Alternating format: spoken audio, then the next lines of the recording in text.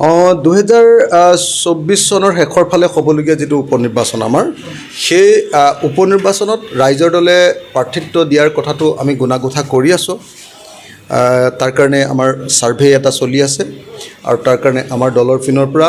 প্ৰত্যেকটো উপনিৰ্বাচন হ'বলগীয়া আচলতে 9টা সমষ্টিতে হ'বগৈ লাগে, কাৰণ বহুত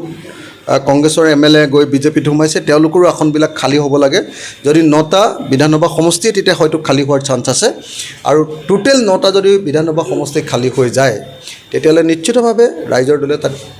একাধিক সমষ্টিত আমি প্ৰতিদ্বন্দ্বিতা কৰিবৰ কাৰণে প্ৰচেষ্টা অব্যাহত ৰাখিছোঁ। তাৰ কাৰণে আমাৰ কাম কাজ চলাই আছোঁ আৰু আশা কৰোঁ যে ৰাইজে এইবাৰ বিৰোধী ঐক্যমঞ্চক আদৰি ল'ব আৰু ৰাইজে এইবাৰ সাম্প্ৰদায়িক বিজেপিক, ফেচিষ্ট বিজেপিক, আমাৰ সকলোৰে মুখবিলাক চিলাই পেলোৱা বিজেপিক, বাক স্বাধীনতা খৰ্ব কৰা বিজেপি দলক এইবাৰ সকলোৱে আমি বিৰোধিতা কৰিব পাৰিম, সকলোৱে ঐক্যবদ্ধভাৱে আমি পৰাজিত কৰিব পাৰিম।